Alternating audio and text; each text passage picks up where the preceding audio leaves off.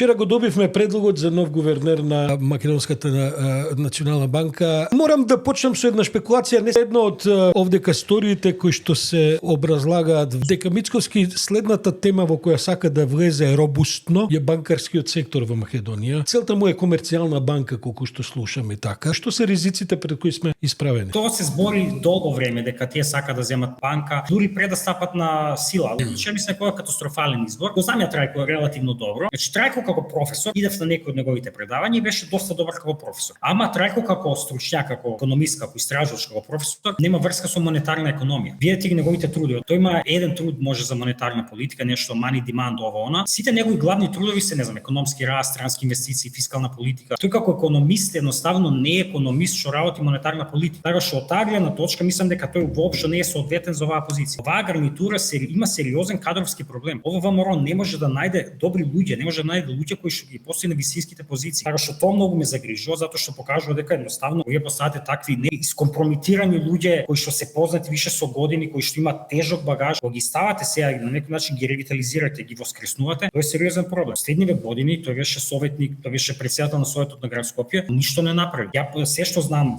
за Трајко Слависки последниве години, дека тој само обструираше, само од динат на градоначалничка. Тоа не е политичка позиција. Таму не ви требаат луѓе што се не знам, левичари, десничари, таму ви треба некој технократ. Зошто? Затоа што мора да го држи стабилен банкарскиот систем. Многу лесно можете да ја доведете државата до колапс.